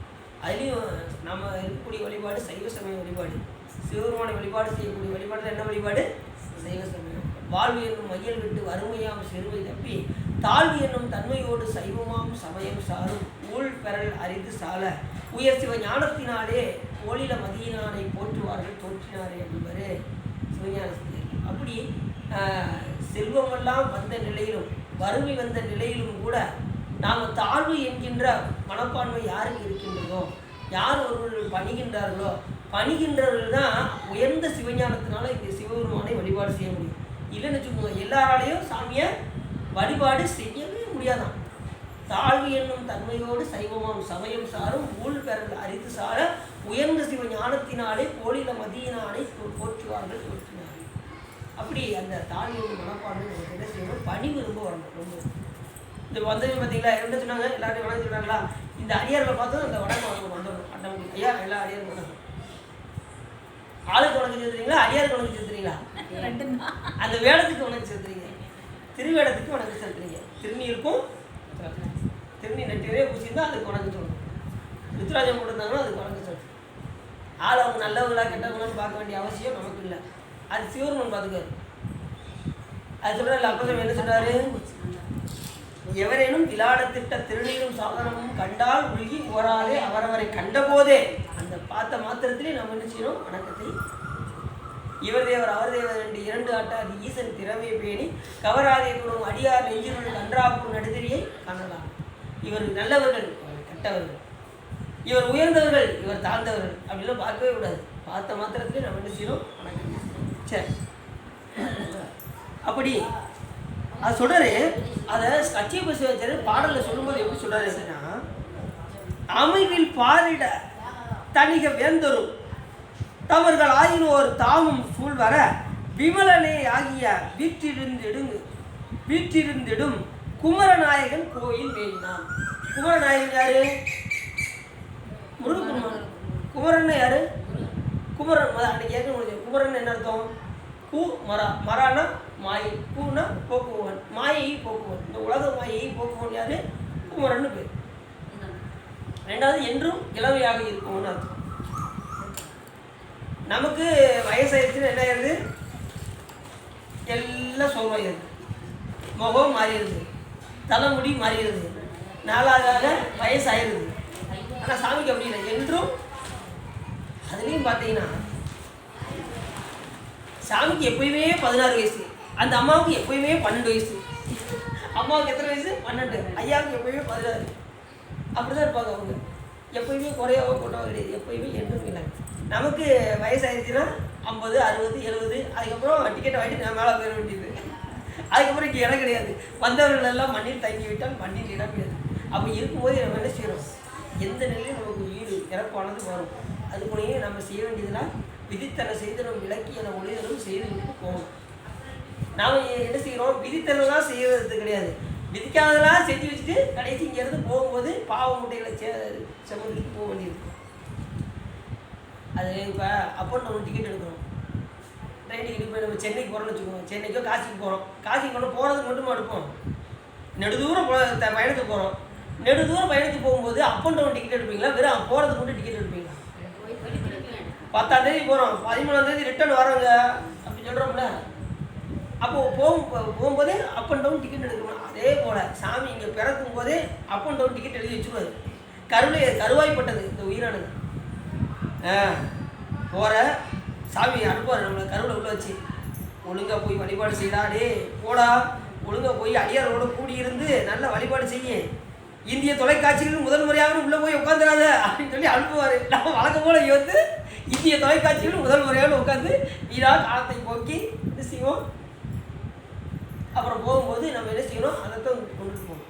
இங்கே வரும்போது இரு அடியார்களோடு சேர்ந்து நல்லா வழிபாடு செய்து வச்சுட்டு நம்ம என்ன செய்யணும், எது போகும்போது சிவபுண்ணியமாக சேர்த்துட்டு போகணும். அது ஒன்று தான் நம்ம கூட வரும், மற்ற எதுவுமே நம்ம கூட வராது. நம்ம பொழுதுபோக்கி புறக்கணிப்பாரையும் எழுதும் கீழ்கணக்கு இன்னம் பரிசு. பொழுதுபோக்கி புறக்கணிக்கிறதும் வர லிஸ்ட்டே வராது. பாடல் யாரும் வரல, செல்ஃபோன் எடுறா, யாரும் வரலப்பா பாடல் அப்படின்னு செல்ஃபோனில் போய் வேறு ஏதாவது பார்த்துக்கிட்டு இருந்தோம்னு வச்சுக்கோங்க, வராது. சாமியை பற்றி பாருங்கள், சாமியை பற்றி பாருங்கள். செல்ஃபோனில் நம்ம அதுக்கு தான் நம்ம சாமி கொடுத்துருக்காரு. நல்லா சிவசிந்தனைலாம் செய்யுங்க, நல்லா பாருங்கள், என்ன சிவ சம்பந்தமாக இருங்க. நிறைய நிகழ்ச்சிகள்லாம் இருக்குது, நம்ம இது திருக்கோயில் நிகழ்ச்சியெல்லாம் பாருங்கள், எவ்வளவோ இருக்குது செல்ஃபோனில். நம்ம எதை பார்க்குறோங்கிறத பொறுத்து இருக்குது. நல்லதை பார்க்குறோமா கெட்டதை பார்க்குறோமாங்கிறத பொறுத்து. நம்ம நல்லதை பார்த்தா நல்ல சிவபுண்ணியத்தை கொண்டு போக போகிறோம், கெட்டதை பார்த்தா பாவத்தை சேர்த்துப்போம். அதனால் அதுக்கு தகுந்த மாதிரி நம்ம என்ன செய்யணும். அப்போ இருக்கும்போதே எந்த நிலையிலும் உயிர் போவதுக்கு ரெடியாக இருக்குது. கருவில் போயிடும், கருவில் அழிவதாயும் கழிந்திராது அழிவதாயும் பாலனாய் அழிவதாயும் பரிணமித்து அழிவதாயும் தருணனாய் அழிவதாயும் தான் நரைத்து அழிவதாயும் உடம்பே அழியுமேயானால் உள்ள போதே பார்வை இருக்கும்போதே சாமி என்ன செய்யணும், வழிபாடு செய்ய வைக்கணும். அப்போ இந்த பிறவியை நாம் மதித்து அப்படி அப்போ குமரநாயகன் கோயில் மேலினான். அமுவில் பாயிடம் தணிக வேந்தரும் அளவில்லாத பூதகணங்கள் எல்லாம் தம்முடைய தம்பீரும் சூழ்ந்து வர குற்றமற்றவராய் பெற்றிருக்கின்ற முருகப்பெருமானின் திருக்கோயில் மேவினார். உள்ள இப்போ எங்கே போகிறாரு? 20 பேர் நேராக முருகப்பெருமான் இருக்கக்கூடிய அந்த இடத்துக்கு போகிறாரு. திருச்செந்தூருக்கு உள்ளே போய் சாமி இருக்கக்கூடிய இடம் எங்கே இருக்குது? என்னங்க கோயில் இருக்கு, கோயிலுக்குள்ள சாமி இருக்காரு.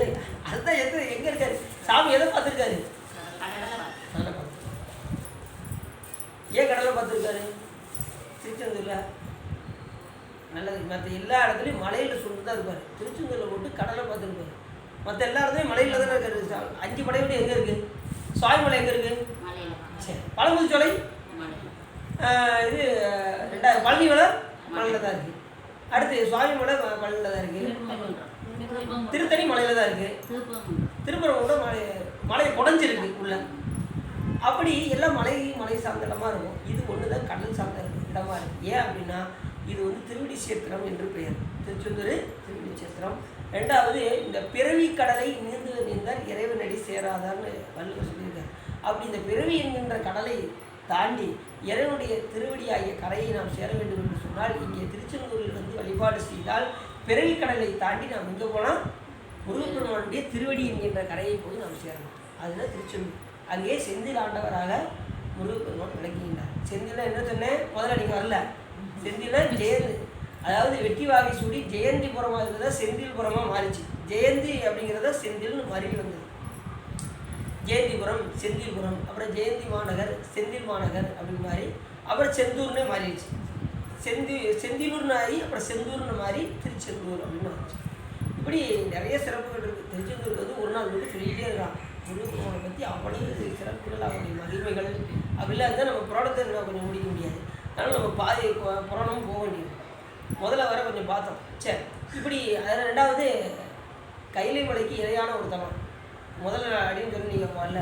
கைலாய மலைக்கு போக முடியாது. திருச்செந்தூர் போய் இருந்தால் போதும். கைலாய மலைக்கு போனதுக்கு ஒரு பாட்டி அப்படி தான் வந்தாங்க. நான் எப்படிங்க 2 லட்சம் ரூபா கொடுத்து கைலாய மலைக்கு போனேன் அப்படின்னாங்க. நீங்கள் ஒன்றும் கவலைப்படாதீங்க பாட்டி, நீங்கள் திருச்செந்தூர் போயிட்டு வாங்க, கைலாய மலைக்கு இணையான ஒரு தலம் அப்படின்னதும் கண்ணீர் அப்படி தொடச்சிட்டு போயிட்டு வாங்க. அந்த அம்மா வந்து அந்தளவுக்கு சிறப்பான ஒரு தலம். அந்த பாட்டை எடுத்து சொன்னதை புரிஞ்சுக்கிட்டாங்க. அந்த பாட்டை சொன்னேன், கைலை மலை அணைய செந்தில் பதிவாழ்வு கரிமுகவன் இளைய கந்த பெருமாளை அப்படின்னு. அப்படியா தம்பி சொல்லிட்டீங்களா? இனிமேல் மாதம் போயிடுறேன் தம்பி அப்படின்னு அந்த அம்மா என்ன செஞ்சாங்க? போயிட்டாங்க. இனிமேல் கைலாய மலைக்கு நான் மாதம் போவேன், கண்டிப்பாக போயிட்டு வாங்க அப்படின்ட்டு திருச்செந்தூருக்கு அவங்க போக ஆரம்பிச்சிட்டாங்க. போயிருப்பாங்கன்னு நினைக்கிறேன். போயிருப்பாங்க. ஏன்னா நம்ம வழி கட்டிச்சுன்னா அவங்க ஆர்டர் உள்ளது. அந்த நகரத்துக்கு போனாலே கைலாய மலைக்கு போனது சமம். திருச்செந்தூரில் எந்த இடத்துக்கு நீங்கள் போகணும். ஏன்னா முருகப்பெருமான் பாதம் வைக்காத இடம் கிடையாது. திருச்செந்தூரில் எல்லா இடத்துலையும் சாமி அப்படியே நடந்த இடம், வெற்றி வாகை சூடிய இடம், அங்கேயே தங்கி இருந்த இடம், வியாழ பகவான் சொல்வதற்கு அவரே அங்கேயே தங்கி இருந்து அருள்பாலித்த இடம். அது மாதிரி எல்லா பக்தர்களுக்கும் அங்கேருந்து சாமி என்ன செய்கிறாரு? அவருக்கு கோயிலே கட்டுறாரு. வியாழ பகவானுக்கு கோயிலே கட்டுறாரு. கட்டி அதுக்கப்புறம் வந்து பார்த்திங்கன்னா பின் வருகின்ற அந்த 5 பேர் வந்து கட்டுறாங்க. 2வது முதல் வியாழ பகவான் தான் திருக்கோயில் அமைக்கிறார். அப்படி அந்த திருச்செந்தில் முருகப்பெருமானை குமரநாயகன் கோயில் அப்படி உள்ளே போனார் வீரவாக. திருமாலும் தேவர்களும் 4 துறவியரும் மேகத்தை ஊர்ந்து செல்லும் இந்திரனும் ஆகியவர் கூடி பக்கத்தில் இருக்க தேவர்களின் தலைவனான முருகப்பெருமான் வீற்றிருக்கும் கோலத்தை பார்த்து முற்படும் கண்களிப்புடன் சன்னிதானத்தை அடைந்தார். முருகப்பெருமான் பார்த்தாரு.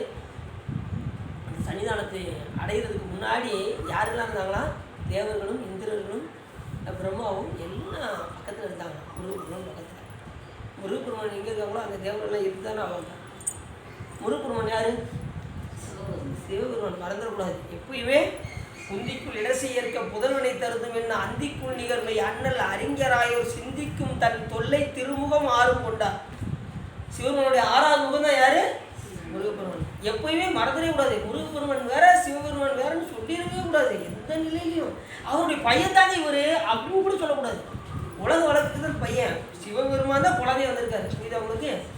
இப்போ தேவர்களெல்லாம் கேட்டுக்கொண்டதற்கு என்னங்க என்ன சொன்னாங்க? ஆதியும் நடுவும் ஈரும் அருவமும் உருவமும் போக்கும் ஏதுவும் வரவும் போக்கும் இன்பமும் துன்பமும் இன்றி வேதமும் கடந்து நின்ற விமலா ஓர் புதல்வன் தன்னை நின்னையே நின்பால் நிகழ்க்க என்றார். அப்படின்னு என்ன அர்த்தம்? பெருமானே நீயே எங்களுக்கு பாதையாக வர வேண்டும் என்று அந்த தேவர்கள் கேட்டுக்கொண்டதற்கிணங்க தேவனுடைய துன்பத்தை துடைப்பதற்காக சிவபெருமான் முருகப்பெருமானாக சென்று என்ன செய்தார்? தேவனுடைய துன்பத்தை துடைத்து தேவ சேனாதிபதியாக விளங்கினார் முருகப்பெருமான். புரியுதா உங்களுக்கு?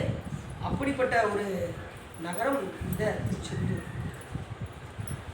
அங்கே உள்ளமானது எலும்புடனே நெக்கு உருகவும் உடனே பார்த்தாரு. சன்னிதானத்தை போய் அடைந்தார் வீரவகையவர். பார்த்ததும் முருகப்பெருமான் அங்கே உள்ள வீட்டிருக்கார். பார்த்தது இவருக்கு என்ன ஆயிடுச்சு? மனமெல்லாம் உருக ஆரம்பிச்சிருச்சு. முருகப்பெருமானுடைய அந்த கோலத்தை பார்த்ததுமே நெக்கு உருகினார்.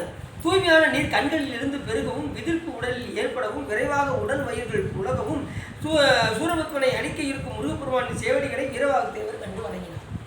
அப்படி பார்த்ததுமே இந்த உண்மையான அடியாருடைய இலக்கணம் என்ன அப்படின்னா, அகத்திலக்கணம் புறத்திலக்கணம்ன்றது அடியாருக்குரிய இலக்கணம்.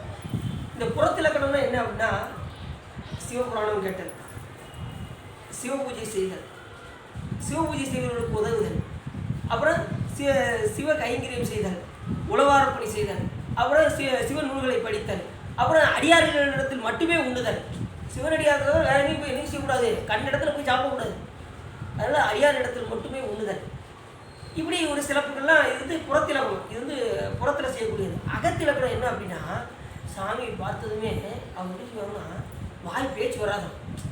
சாமியை கண்டு அந்த ஆனந்த பூஜைக்குள்ள பேச்சு இயலாது, காது எதுவும் கேட்காது, வாய் நுகராது, மயில் சிலுக்கும், உடல் புழுக்கும், வேர்த்து கொட்டும். அப்படியே மெய் மரத்தை என்ன செய்வாங்க? அந்த இதில் ஆனந்தத்தில் உள்ள மூழ்கிடுவாங்க. அப்படி தான் இருந்தார் சுந்தரம் சுவாமிகள். உள்ளே போனார், சிதம்பரத்தை சாமியை பார்த்தாரு.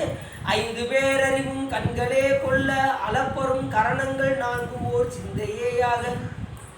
5 கரணம் எதுவுமே வேலை செய்யல. கண்ணு ஒன்று மட்டும் சாமி அப்படியே பார்த்துட்டு, சாமி வேறுபட்ட பெருமான் நீ இருக்கிய சாமி, இந்த நடனத்தை பார்க்கறதுக்கு இந்த பிறவி எனக்கு கொடுத்துருக்கியேன்னு நினைச்சு என்ன செய்யாரு? கண்ணீர் வடித்தாரு.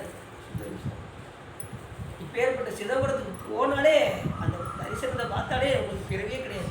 அப்படிப்பட்ட ஒரு சிறப்பு சிதம்பரம்.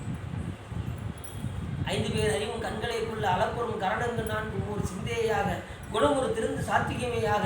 சாமி பார்க்கும்போது நமக்கு என்ன குணம் வேலை செய்யணும்? சாத்விக குணம் வேலை செய்யணும். ரசோகுணமும் தாமச குணமும் வரக்கூடாது. இங்கே வந்ததுமே இருக்கக்கூடாது. ராஜகுணம் இருக்கக்கூடாது, ரசோகுணம். அது மாதிரி ரொம்ப சோம்பேத்தனம் இருக்கக்கூடாது. கொடுங்கக்கா பூ கட்டுறேன் அப்படின்ட்டு மெதுவாக என்ன செய்யக்கூடாது? அப்படியே 2 பூவை வச்சுக்கிட்டு அப்புறம் சோம்பேறித்தனமும் வந்துடக்கூடாது. அதுவும் சிக்கல். சோம்பேறித்தனம் வந்தாலும் சிக்கல், ரொம்ப துருத்துரு போயிட்டாலும் சிக்கல். அது கொடுங்க எடுங்க போடுங்க டவுட்டி கூட ஏதாவது போட்டு உடச்சிக்கிட்டு அப்படின்னு இங்கே வந்து அமைதியாக. அதுதான் சாத்விய குணம். இறைவனை வழிபாடு செய்வதற்கு இந்த குணம் ரொம்ப அதான் குணம் ஒரு திருந்து சாத்விகமையாக இந்துவால் சடையா நாடும் ஆனந்த எல்லையில் தனிப்பெரும் கூத்தின் வந்த பேர் இன்ப வெள்ளத்துள் திளைத்து மாறில்லா மகிழ்ச்சியில் வளர்ந்தார் அப்படின்னாரு சேக்கிலா சாமி, சுந்தரம் சாமி வச்சு. சரி, அப்படி வீரபக்தவர் என்ன செஞ்சாரு? அப்படியே பார்த்து ஒன்று முருகனுடைய அந்த கோலத்தை பார்த்து மெய்சில் இருக்கலாம்னார். உடனே என்ன செஞ்சாரு? 3 முறை வணங்கி மகிழ்ச்சியும் பக்தி என்கின்ற அந்த குளிர்ந்த சேவடிகள் என்ன செய்யறா? 3 முறை சாமியை வளர்ந்தார். எப்பவுமே இறைவனை வளர்க்கும் போது இருக்கிற 1, 3, 5, 7 என்கின்ற முறையில் நாம் என்ன செய்யறோம்? இறைவனை வளம் வரணும். நிறைய இடத்துல பார்த்தீங்கன்னா இந்த 3 முறை நிறைய இடத்துல போட்டிருக்கு. அதனால 3 முறை சுற்றுறது ரொம்ப சிறப்பு. அதோட 5 இப்போ எத்தனை தடவை அதிகமாக சுற்றுறீங்கன்னா அதுக்கு தகுந்த மாதிரி உங்களுக்கு பலன். பௌர்ணமிக்கு எத்தனை தடவை சுற்றுறீங்க? அதுக்கு தகுந்த மாதிரி உங்களுக்கு பலன். 21 தடவை சுற்றுனா அதுக்கு தகுந்த பலன். அதனால சிறப்பு. நீங்கள் 21 தடவை ஒற்றைப்படையில் சுற்றணும், அவ்வளோதான். ஆனால் சொல்லும்போது என்ன செய்யும்? சுற்றும்போது ஏக்கா எதற்கா வீட்டில் குழந்தை நீங்கள் நைட்டு இருக்க குழம்பு வச்சுருக்கீங்க அப்படின்னு சொல்லிட்டு சுற்றக்கூடாது. ஏன்னா அதுக்கு தான் நாம அப்படி சொல்லிக்கிட்டு பின்னாடி சொல்லிட்டு போகணும்னு சொல்கிற காரணம் என்னன்னா அதுதான். என்ன செஞ்சுருவாங்க? 21 தடவை பொழுது போட்டாமா உங்களுக்கு? நீங்கள் ஒன்று இருக்கா இங்கே வாக்கா என்னக்கா நீ 21 தடவை சுற்றணுக்கா? ஏன் மாதிரி உங்கள் வீட்டில் என்ன கட்டி குழம்பு வச்சுருக்க நீ அப்படின்னு சொல்லிட்டு நீ சுற்றுறான்னு வச்சுக்கோங்க. அவ்வளோதான். அங்கே நீங்கள் புண்ணியம் செய்ய போறேன்ட்டு என்ன செய்யக்கூடாது? பாவத்தை செத்துடக்கூடாது. நல்லா அதை இறை நமக்கு சொல்லிக்கிட்டே ஓம் நம சிவாய சிவாய நம அப்படியே சொல்லிட்டு 21 தடவை சொன்னீங்கன்னா எத்தனை தடவை அந்த நமச்சிவாயத்தையும் சிவாய நம சொல்கிறீங்க. இப்போ எவ்வளோ பெரிய புண்ணியம். அது புண்ணிய காலத்தில் செய்யும்போது சிவபெருமானுடைய எண்ணில்லாத பேரருள் உங்களுக்கு அப்போ. அதனால் அந்த நேரத்தில் இறைவனை சொல்கிறது அந்த சொல்வது ரொம்ப ரொம்ப சிறப்பு. சரி, அப்படி 3 முறை வணங்கி மகிழ்ச்சியும் பக்தியும் என்கின்ற இவை மிக வணங்கி துதித்து வீரதேவர் முருகப்பெருமானின் திருமுன்பு நின்றார். அப்போது குணங்கள் மேம்பட்ட முருகப்பெருமான் சொல்லலானார். முருகப்பெருமான் என்ன சொன்னார்? விரைவாக நான் சொல்லி அனுப்பிய தூதை சொல்ல சொன்னேன். உன்னை எதுக்கு அனுப்பினேன்? தூது சொல்ல அனுப்பினீங்க, நீ அதை நீ வந்து வரிசையாக எடுத்து கூறுவாயாக அப்படின்னு சொல்லி முருகப்பெருமான் அவர்கிட்ட சொன்னார். யார்கிட்ட? வீரவர்கிட்ட. நீ அங்கே போன காரியத்தை ஒன்று ஒன்றா சொல்லுப்பா அப்படின்னு சொல்லி சொன்னார். அவர் டக்குன்னு என்ன செஞ்சார்? ஒன்றும் இல்லை, விமலரே, தங்களின் தூது சொல்லை நான் சூரன் முன்பு போய் சொல்ல அதை அவன் கேட்டும் தேவரின் அரிய சிறையினை விடுவதை நாம் செய்யத்தக்க முறையான செயல் என்று என் மனதில் கொள்ளவில்லை என்று சொல்லி கடைசி என்ன செஞ்சார்? அறிவில்லாத தேவர் கூட்டத்தை கொடிய சிறையிலிருந்து விடுவிக்க மாட்டேன் என்று அவன் கூறிவிட்டான். நான் தேவர்களை சிறையிலிருந்து விடுவிக்க மாட்டேன் என்று கூறப்பட்டு அது எப்படி சொன்னான்? சினத்துடன் மொழிந்தான், கோபத்தோடு சொன்னான். அவன் விடை அதுவானால் நான் அங்கிருந்து நீங்கி விரைவாக இங்கு வந்தேன், இதுதான் நடந்த செய்தி அப்படின்னு சொன்னார். யார்கிட்ட? முருகன் சொன்னார். எப்பா உடனே முருகன் வந்தினார். இவ்வளோதானா? நீ கரெக்டாக நீ இங்கேருந்து போகும்போது என்னென்னலாம் சந்திச்சுட்டு போனா, என்னென்னலாம் சந்திச்சுட்டு வந்த, அதை சொல்லு அப்படின்னாரு சாமி. உடனே அங்கு 1000 பேர்களை கொண்ட சிவந்த கண்ணுடைய திருமால் 4 வேகத்தை வாகனமாக கொண்ட இந்திரன் ஆகிய முகங்களை பார்த்து என் முருகப்பெருமான் பின்வரும் சொல்களை சொல்லலாம். என்ன சொன்னார்? நான் நீண்ட காலம்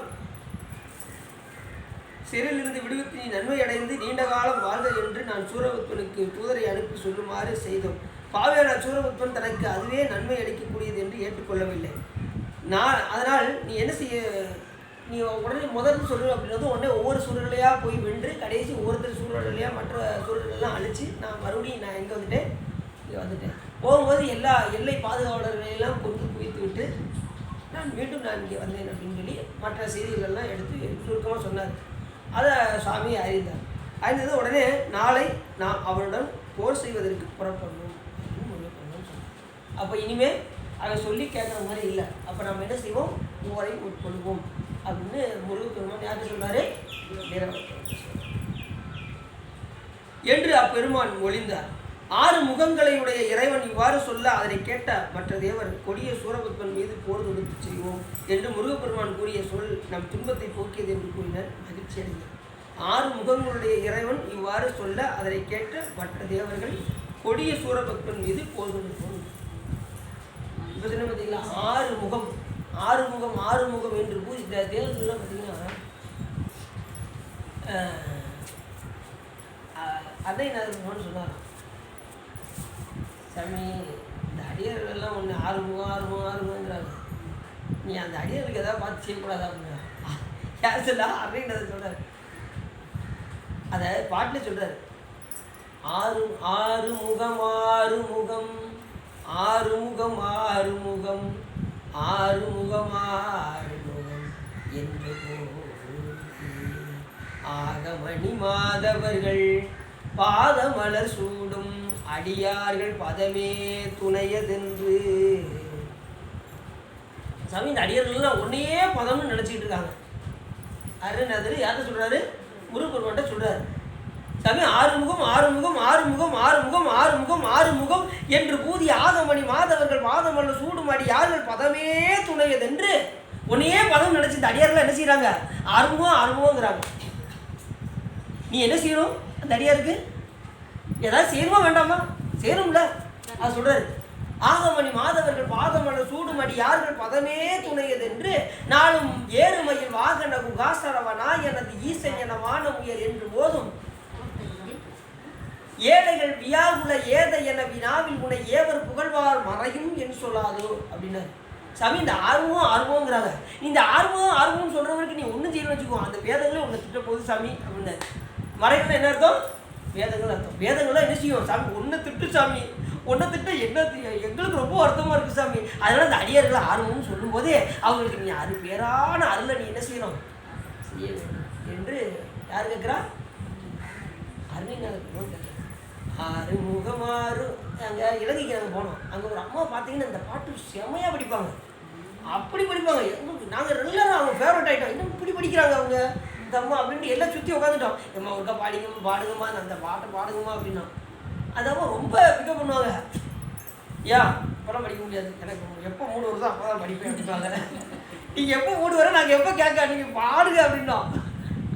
சரி கொஞ்ச நேரம் உட்காருங்க அப்படின்னாங்க. நாங்கள் எல்லாம் சுற்றி உட்காந்துக்கிட்டோம். திடீர்னு அமைதியாக இருந்தாங்க அப்படின்னா அப்புறம் மறுபடியும் இப்படின்னாங்க. அப்புறம் எப்போடா பாடுவாங்க நாங்கள் ரெடியாக இருந்தோம். கடைசி அதுக்கப்புறம் பாட ஆரம்பிச்சிட்டாங்க அப்படின்ட்டு கொஞ்சம் அப்படி வெயிட் பண்ணோம். அப்புறம் திடீர்னு அவங்களும் பாட ஆரம்பிச்சிட்டாங்க. நாங்கள் என்னத்தை பாட போகிறாங்கன்னு அமைதி எப்படி கீழே குடிக்கிறோம். அதுக்கப்புறம் அவங்க பாட ஆரம்பிச்சிட்டாங்க. ஆர்வத்தோடு இருந்து பாட மாட்டேங்காங்க. ஆர்வம் இல்லாத நேரத்தில் திடீர்னு பாட ஆரம்பிச்சிட்டாங்க. அவ்வளோ இனிமையாகிடுச்சு.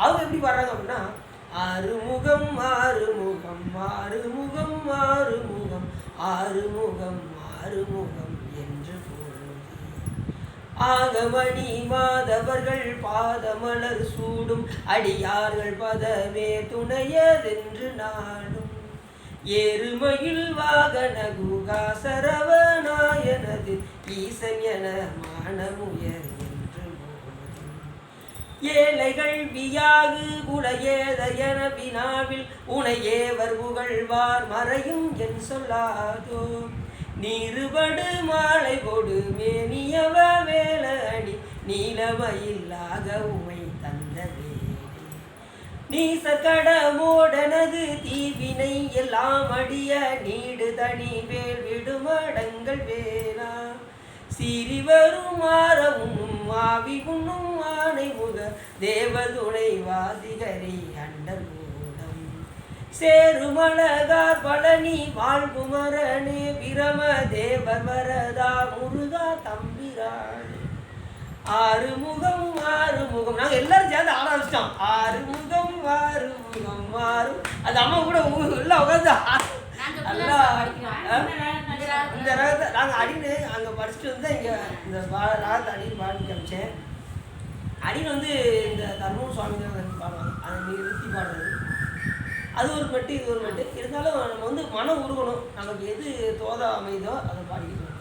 நமக்கு மனம் உருகிற மாதிரினா நிறுத்தி பாடினா கொஞ்சம் கண்ணில் இருந்து கண்ணீர் வரும். அப்படியே சொல்லும்போது மறையும் என் சொல்லாதோ சீரி சீரி வருமாறும் ஆவி உண்ணும் மானை முக தேவ துணைவாசிகரி அண்டகூடம் சேரு மலகார் பழனி வாழ்வு மரணே பிரம தேவர் வரதா முருகா தம்பிரானே ஆறுமுகம் ஆறுமுகம் ஆறுமுகம் ஆறுமுகம் ஆறுமுகம் ஆறுமுகம் என்று நம்மளோட கண்ணீர் இது வந்து சந்தோஷமா இருக்கும். இப்படி பாடுறது வந்து ஆறுமுகம் ஆறுமுகம்பா இது வந்து இது ஒரு வகையான சந்தோஷமா இருக்கும். நிறுத்தி பாடினா கண்ணில் இருந்து ஆனந்த கண்ணீர்.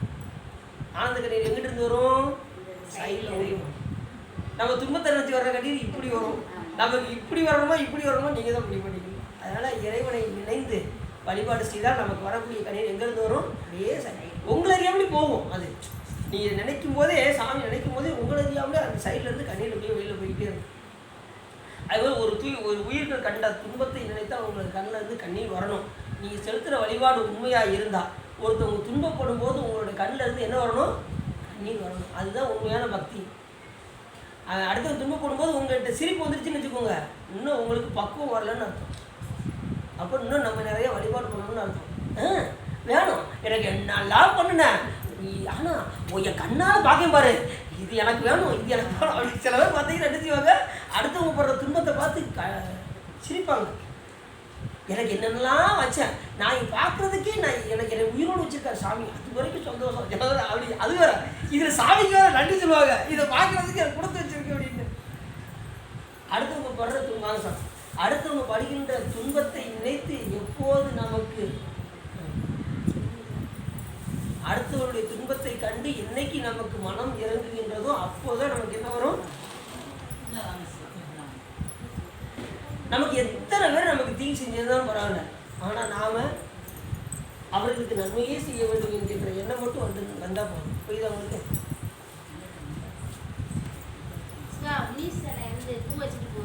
யாரு முனிசா?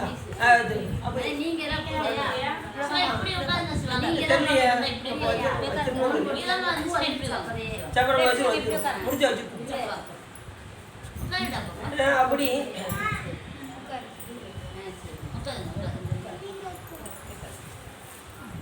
ருத்ராஜ் வேணுமா? ருத்ராஜ் ஒன்று கேட்டிருந்தீங்களோ?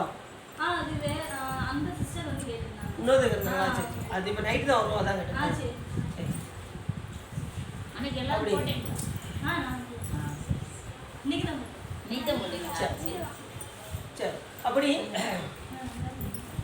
நம்ம பிறருடைய துன்பத்தை கண்டு நம்ம கண்ணில் இருந்து என்ன வரணும்? கண்ணீர் வரணும். சிரிப்பு வந்துச்சுன்னா என்ன ஆயிரும்? நமக்கு இன்னும் பக்குவம் வரலன்னு அர்த்தம். அப்போ பிறருடைய துன்பத்தை கண்டு நமக்கே வருவது போல் எண்ணணும். பிறர் ஒருத்தவங்க வருத்தப்பட்டாங்க அப்படின்னா நமக்கே வருவது போல் என்னைக்கு அந்த என்ன வருதோ அன்னைக்கு தான் நாம் கொஞ்சம் பக்குவப்பட்டுருக்கோம்னு அர்த்தம். அடுத்தவங்க பாட்டுக்கின்ற துன்பத்தை கண்டு நம்ம சிரிச்சிட்டோம்னு வச்சுக்கோங்க. சிலர் பார்த்தீங்கன்னா கதவை பூட்டிட்டு சிரிப்பாங்க.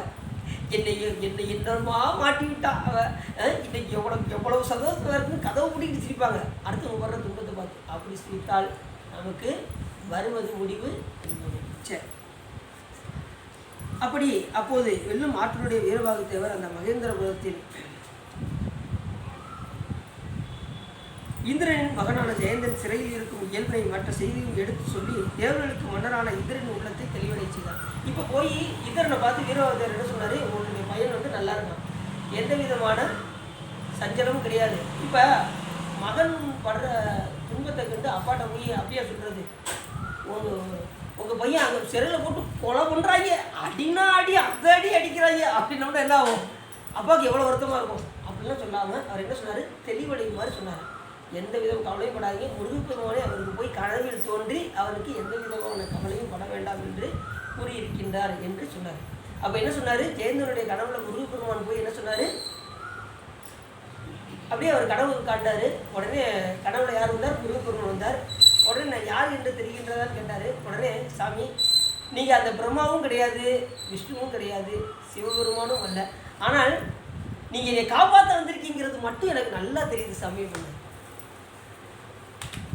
வேற யாரும் கிடையாதுப்பா, கொன்றை மாலை சடையில் அணிந்த சிவபெருமானின் மைந்தன் அப்படின்னாரு சாமி. முருகன் என்ன சொன்னாரு? கொன்றை மாலை சடையில் அணிந்த சிவபெருமானின் மைந்தன் முருகன் அப்படின்னாரு. அப்படியே உடம்புலாம் செலுத்திருச்சான் ஜெயந்தனுக்கு, இந்திரனுடைய பையனுக்கு. உங்கள் தேவர்களை எல்லாம் சிறை விடுவித்து மீண்டும் உங்களுடைய பதவியில் உங்களை அமர வைத்து சொற்குலகத்தை மறுபடியும் மீண்டும் உங்களுக்கு தருகின்றேன் அப்படின்னு சொல்லி முருகன் அவர் கடவுளை தோண்டி சொன்னதும் அவருக்கு உடம்புல ரொம்ப மகிழ்ச்சி வந்துருச்சா, துன்பத்தையும் மறந்துட்டாங்க. அந்த அளவுக்கு சாமியை கனவுல போய் தோண்டி சொல்லியிருக்காரு. அந்த கனவுக்கான படத்தில் போய் பார்த்தோம். அப்படி எப்பயுமே பார்த்தீங்கன்னா சாமி வந்து யாருக்கு ஒரு துன்பம் வந்தாலும் சரி, சாமி என்ன செய்வார்? அவருக்கு தன்னை யார் நினைக்கின்றார்களோ அவர்களுக்கு கனவுல போய் என்ன செய்வார்? துன்பத்தை துடைப்பார் முதல்ல. அதுக்கப்புறம் செயலில் காமிக்க ஆரம்பிச்சிடுவார். முதல்ல கனவுல போய் சொல்லணும்ல. இப்போ யாருக்காவது கனவு வருது அப்படின்னா யாருக்குமே கனவு வர மாட்டேங்கி. அப்படி வந்தால் என்ன வருது அப்படின்னா நைட்டு செல்ஃபோனில் எதை பார்க்குறாங்களோ அதுதான் பகலில் வருது. நைட்டு பாருங்க எந்த நேரமும் விடிய விடிய விடிய விடிய செல்ஃபோன் அதை பார்த்துக்கிட்டு இருந்தால் கனவு என்ன வரும்? அதுதான் வரும். அது நல்ல நிகழ்ச்சி பார்த்தா பிரச்சனை இல்லை, சிவபெருமான் கனவுல வருவார். கெட்ட நிகழ்ச்சி பார்த்தா கெட்டது தான் வரும்.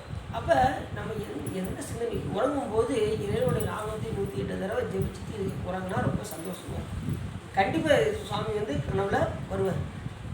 அது அல்லாமல் நம்ம உறங்கணும் அப்படின்னா சில பேர் நம்ம என்ன செய்யணும்னா டிவி பார்த்துக்கிட்டே உறங்குறோம்.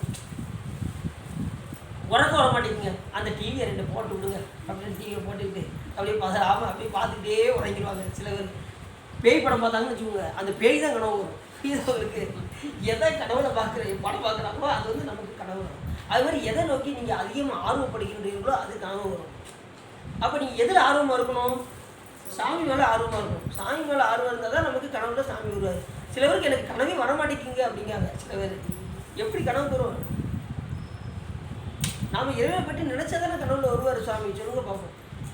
அப்படி எந்த நிலையிலும் இறைவன் செய்கின்ற உபகாரங்களை எண்ணி நாம் அவரை நினைந்து நினைந்து வழிபாடு செய்தால் நமக்கு கனவில் தோன்றி சிவபெருமான் காட்சி. அப்படி தேவர்களுக்கெல்லாம் போய் சாமி இருந்தார். ஒவ்வொரு தேவர்களுடைய கனவுலையும் போய் சொன்னார். ஜெயந்தன்ட்ட மட்டும் சொல்லலை. அந்த படத்தில் நம்ம பார்த்தோம், எல்லா தேவர்களுடைய கனவுலையும் போய் அந்த சிறையில் இருக்கக்கூடிய அத்தனை தேவர்கள் கனவிலும் போய் முருகப்பெருமான் சொன்னார்.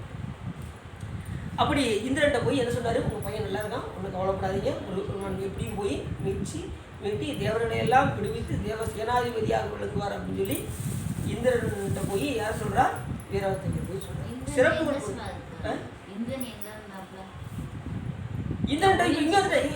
இந்திரன் இப்போ முருகப்பெருமான் பக்கத்தில் இருக்காரு.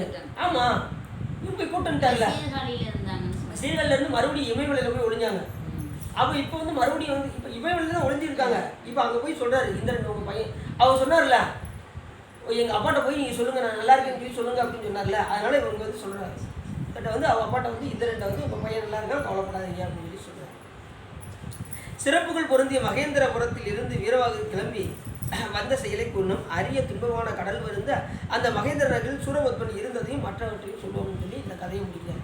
அடுத்து சூரபத்மன் வந்து நாளைக்கு அந்த நகர்புரி படலத்தில் என்ன செய்ய போகிறாரு அப்படிங்கிறத பற்றி நாம் தொடர்ந்து நாளை சிந்திப்போம் என்று சொல்லி இதுக்காக உள்ளம் நிறைந்து புகை சிறந்து இந்த கந்தபுராணத்தை நீங்கள் கேட்டதுனால் உங்களுடைய வல்வினை கரைந்து திருவள் உரையும் என்று சொல்லி திருப்புகழ் பாடி அடியின் உரையை நிறைவு செய்கிறேன்.